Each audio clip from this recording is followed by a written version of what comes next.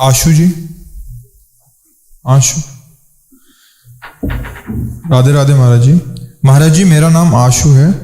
महाराज जी मैं काम, क्रोध, मोह, लोभ व अहंकार से जितना दूर जा रहा हूँ उतनी दुगनी रफ्तार से वे वापस आ जाते हैं। इनसे कैसे दूर रहा जाए महाराज जी? अपने को जान गए क्या भाई? कहीं से भी दूर हटने के लिए पहले हम अपने को जानते हैं ना, और जिससे हटना है उसको जानते हैं। काम क्रोध को तो तुम जान रहे हो, पर अपने को जाने क्या कि आप हट रहे हैं। आप कौन हैं? ये तो आपके शरीर का नाम है। आप कौन है? तो फिर दूर हटने की जरूरत ही नहीं। अंश में कोई विकार नहीं होता। जो अंश है उसमें कभी कोई विकार न हुआ है, न भगवान की भी ताकत है कि उसमें विकार पैदा कर सके। भगवान की भी ताकत, जैसे भगवान सूर्य की ताकत नहीं जो अंधकार पैदा कर सके। जब तक वो रहेंगे तो अंधकार होगा ही नहीं। भगवान सूर्य की भी ताकत नहीं कोई अंधकार का दर्शन करा दें। वो जब हटेंगे तभी अंधकार होगा। समझ रहे ना? हाँ, अब हमारा जो भ्रम है वो शरीराभिमान है। हम अपने को शरीर मानते हैं। जे भी शरीर को हमने अपना माना तभी से हम भगवद अंश हैं। ये वाणी से कह रहे हैं लेकिन अनुभव में नहीं है। अनुभव में पांच भौतिक शरीर और जो सूक्ष्म शरीर और कारण शरीर, इन्हीं तीनों में हमारा राग ऐसा फैल गया है कि अंतःकरण की स्फुरण को मैं अपने में मानता हूं, अंतःकरण धर्म को मैं अपना धर्म मानता हूं, अंतःकरण की मांग को मैं अपना मानता हूं। बस अब गड़बड़ हो गया। नाव खूंटे से बंधी हुई पूरी रात भर खेई गई, लेकिन वो 1 इंच आगे नहीं बढ़ी, क्योंकि खूंटे में बंधी हुई है, खूंटे से खुली नहीं। जो आप कहते हो मैं दूर हो रहा हूं, तो आप विकारों के पुंज देहाभिमान को तो साथ लिए हुए हो, तो दूर कहां होंगे? ये दूर कहां से हो जाएंगे? आपके देहाभिमान में तो ये वास कर रहे हैं। आप में कभी नहीं स्पर्श हो सकता। कोई भी विकार आप में विकार पैदा नहीं कर सकता। कोई भी अस्त्र शस्त्र आपको स्पर्श नहीं कर सकता। आपका ऐसा अविनाशी नित्य अमल सहज सुख राशि स्वरूप है आपका। समझ रहे हैं आप? नैनम छिन्नन्ति शस्त्राणि नैनम दहाति पावका न चैनम क्लेदन्त्यापो न शोच्यति मारुता। ये अशोष्य है, अदाय है, अक्लेश है। फिर इसको क्लेश कैसे हो रहा है?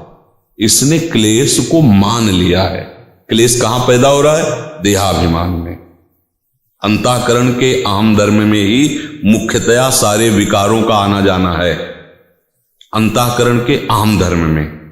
अब ये अंतःकरण अहम धर्म शरीर भाव से पुष्ट हो रहा है। काम किसको सताएगा? जब आप अपने को पुरुष मानेंगे तब। ऐसे काम की कोई सत्ता ही नहीं है। बोलिए, काम कब सताएगा? जब आप अपने को पुरुष मानेंगे। मान्यता गलत हो गई तो विकार ने आपको रौंद दिया। क्रोध कब आएगा? जब आप अपनी कामनाओं की पूर्ति में बाधा देखते हैं, तब क्रोध आता है। भगवत स्मृति कब छूटती है? जब आप कामनाओं की प्रतिकूलता को सह नहीं पाए। कामा संजायते क्रोधा क्रोधा स्मृति विभ्रमा स्मृति भ्रंशात बुद्धिनाशो बुद्धिनाशात प्रणश्यति। सब मामला चौपट हो गया। समझ पा रहे हैं आप? कहीं दूर भागने की जरूरत नहीं, केवल समझने की जरूरत है। ये कामनाएं शरीर को लेकर अंतःकरण धर्म में पहले स्फुरित होती है। पुरुष संस्कारवश, नवीन दृश्य देखने वश, नवीन बात सुनने वश कामना वासना प्रकट होती हृदय में। अब हम विचलित होते हैं क्योंकि इसका स्वभाव इंद्रियों का और मन का प्रमथन। जिस बात को पकड़ ले तो मत कर व्याकुल कर दे, वो करना ही पड़ेगा।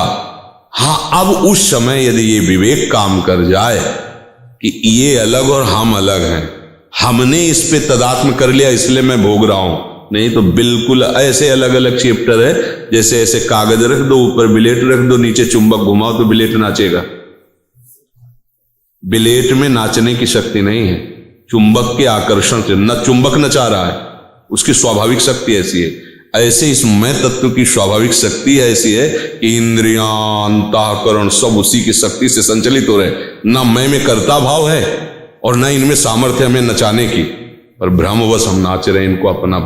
गोस्वामी जी ने लिखा, जड़ चेतन ग्रंथि पड़ गई यद्यपि मृषा पर छूटक कर जाए। इसीलिए भगवान कह रहे हैं कि इनको तुम सहो, है सहो चुपचाप। भगवान ने आदेश किया है, मात्रा स्पर्शास्तु कौन्ते शीतोष्ण सुख दुखदा आगमा पाइनो अनित्यास तास तितिक्षस्व भारत। सहना कैसे होता है? ये मेरे में आए ऐसे नहीं सह सकते, फिर तो तुम्हें रौंद देंगे। मेरे में ये नहीं है, इस बात से सहो। ये अंतःकरण में स्फुरित हो रहे हैं। अये मन बुद्धि, तू अब मुझे विचलित नहीं कर सकता। जा तेरा संकल्प और तेरा सबका त्याग करता हूं।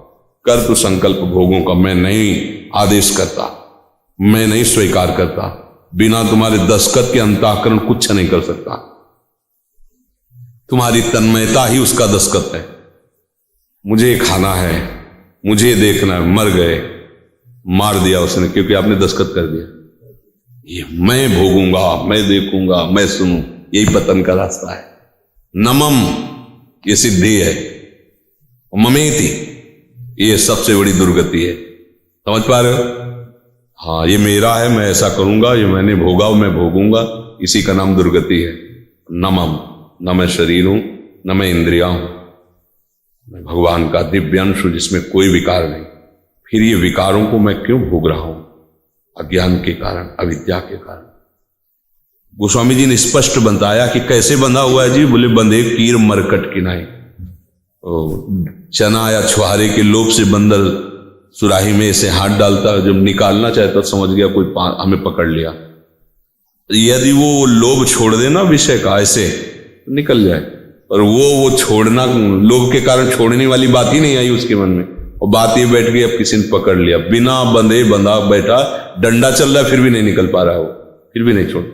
तोता ऐसे पोल पे बैठा दाना के लिए, पोल घूम गया, अब वो सोचता अगर मैं छोड़ दिया तो मर गया, अगर वो छोड़ दे तो उड़ जाए, पर वो ऐसे पकड़ लेता है, आराम से आकर के उसको बहलिया ले जाता है।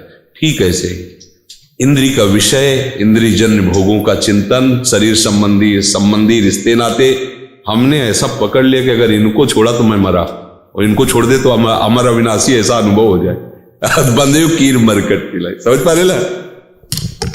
रेखा साहू जी दतिया से। श्री हरिवंश महाराज जी, आपके श्री चरणों में अनंत कोटि दंडवत प्रणाम। महाराज जी, आपके श्री चरणों में प्रार्थना है कि वृंदावन धाम का वास मिले। महाराज जी, सुंदरक से 5-6 किलोमीटर दूरी पर एक जगह मिल रही है, वो महाराज जी क्या वृंदावन में ही आएगी? बस 84 कोष ब्रजमंडल में कहीं किसका है? 84 कोष ब्रजमंडल में कहीं भी रहो, राधा राधा जपो, ये सब परम पावन भूमि है। सब 84 कोष ब्रजभूमि है, भगवत स्वरूप है। कहीं भी वास करो, खूब भजन करो, चिंतन करो, इस ब्रजभूमि में वास का यही फल है। रात दिन भजन में समय लगाओ, श्री जी से अपना ऐसा अपनापन करो कि शरीर और शरीर संबंधियों से भी अपनापन हट जाए, तो ब्रजभूमि वास का फल मिल जाए। प्रिया प्रीतम से ऐसा घनिष्ठ अपनापन हो जाए कि और कुछ न सुहाए तिनको, जुगल सेवा सुख।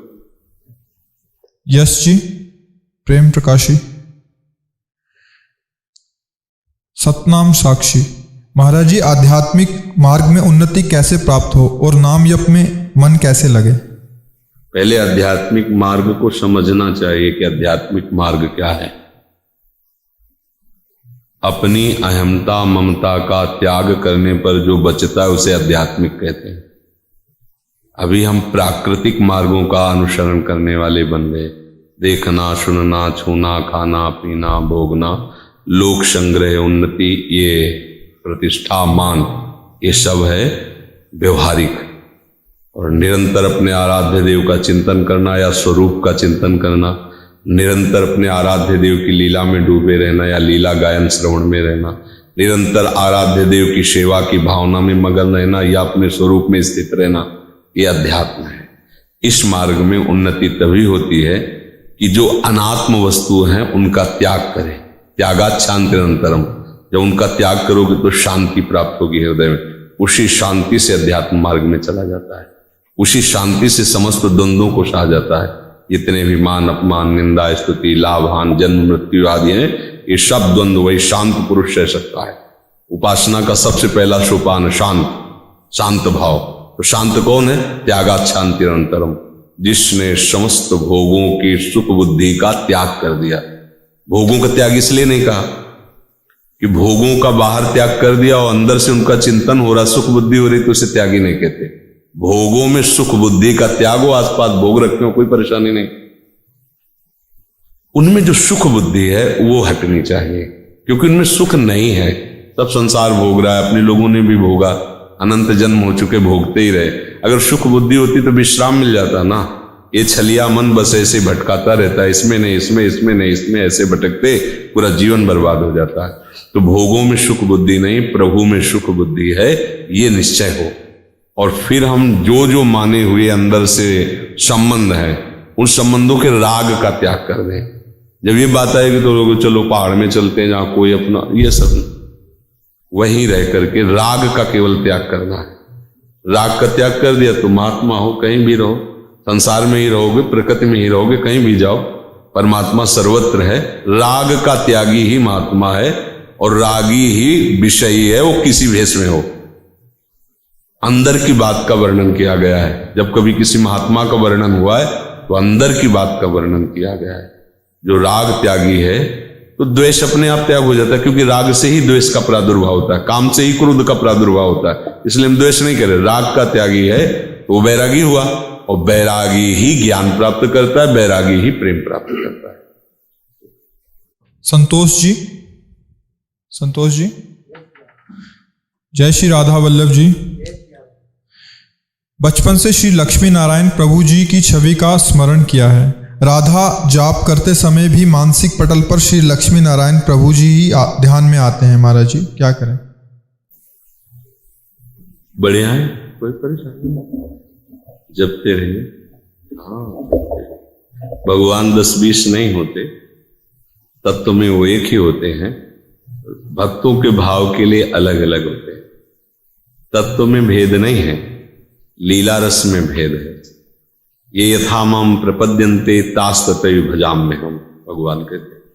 आप लक्ष्मी नारायण रूप से भजो, लक्ष्मी नारायण रूप है।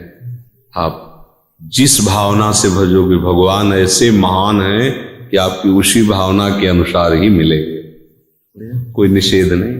जबकि बलराम शर्मा जी, राधे राधे महाराज श्री। गृहस्थी का त्याग कर निरंतर भजन करने के बार बार तीव्र वेग से विचार आ रहे हैं। भगवान मार्गदर्शन करने की कृपा करें। मतलब बहुत सम्माननीय विचार है, पर जिस धर्म में आप पहले से स्थित हैं उस धर्म का कार्य पूरा होना चाहिए। यदि आप गृहस्थ में हैं, आपकी संतान आदि हैं, उनका पढ़ाना लिखाना ब्याह हो गया है, तो आप निकल सकते हैं। ऐसे अपने बगीचे को अभी अधूरा छोड़कर कैसे निकल सकते हैं? वो भी तो एक सेवा है, एक सेवा है। जैसे हमें यहाँ ड्यूटी मिली है, हमारा मन हो या ना हो, हमें आपसे बात करना है, आपसे मिलना है, ये हमें सेवा दी गई। जब सेवा नहीं थी तो आंख उठा के भी किसी की तरफ नहीं देखते थे। जो आकाश वृत्ति से मिला जी रहे हैं, निरंतर भगवदाकार वृत्ति। अब अंतिम की तरफ जा रही गाड़ी, तो जो तुमने अनुभव किया दूसरों को दीजिए। तो अब आप बैठे हो, हमें पीड़ा है कि नहीं उससे कोई मतलब नहीं। हमारा मन कह रहा है नहीं, कम समय है तुम्हारे पास, एकांत चिंतन करो। नहीं, जो हमें सेवा मिली वो हमें करना है, मन की नहीं सोचना है।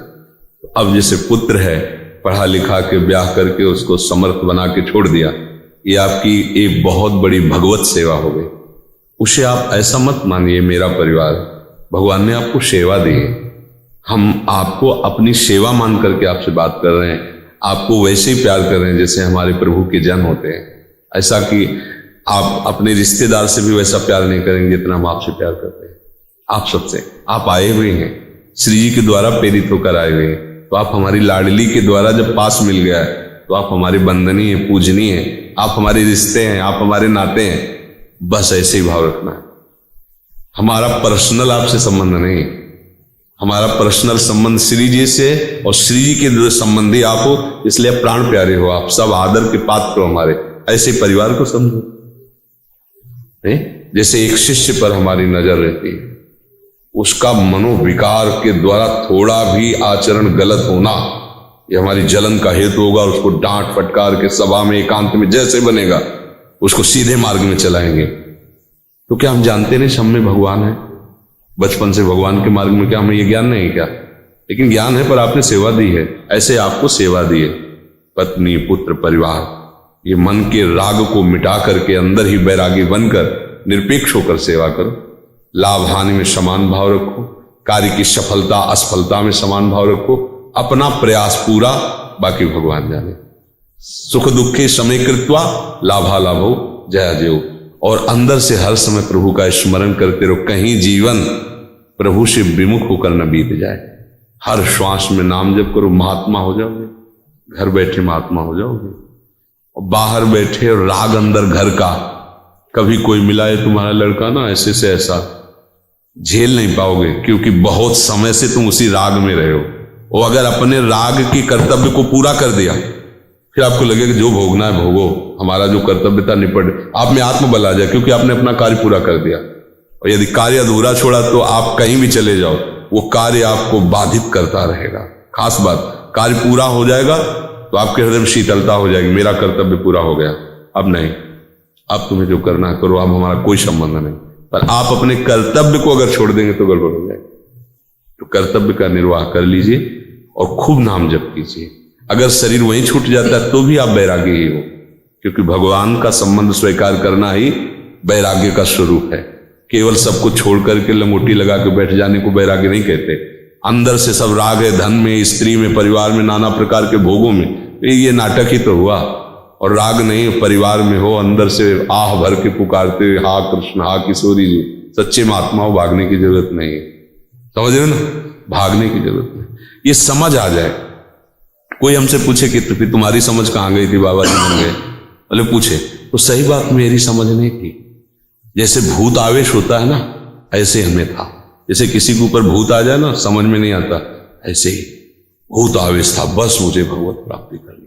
अच्छा, हमारे पास कोई कर्तव्य नहीं था, 13 वर्ष की अवस्था, और भाई परिवार सब कोई कर्तव्य में अभी प्रवेश ही नहीं हुआ था, केवल उस समय पढ़ाई ही कर्तव्य था। और उसी पढ़ाई में एक पढ़ाई और जागृत हो गई, अब मुझे भगवत प्राप्ति करनी, बस केवल भगवत प्राप्ति। 13 वर्ष की अवस्था में भाग पड़े थे, कोई कर्तव्य नहीं था। अब हम थोड़ी भाग पड़े थे, जैसे भूत चढ़ जाता है ऐसे चढ़ गया था, पूर्व जन्म का अधूरा काम पूरा करना होगा, बस मुझे भगवत प्राप्ति करनी, बस कुछ नहीं, किसी की कोई बात नहीं, बस जब तक भगवान का साक्षात्कार नहीं तब तक जीवन बिल्कुल व्यर्थ। ये बात बैठ गई थी किसी कर। अब ब्याह करने के बाद ये बात आती तब तो ठीक नहीं था ना, ये ऐसा आपने ब्याह किया, गृहस्थी में गए, अब उसका पालन करते हुए भजन करो, उसमें भी भगवत प्राप्ति हो जाएगी। ऐसा थोड़ी कि गृहस्थ को भगवत प्राप्ति, ऐसा नहीं कि गृहस्थ संत नहीं है, ऐसे ऐसे गृहस्थ हैं कि संत जन उनको नमस्कार करते हैं।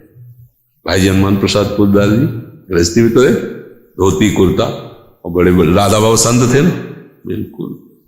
ये बस ये ध्यान रखना है, हृदय को प्रभु का बना दो और सेवा में कमी मत रखो।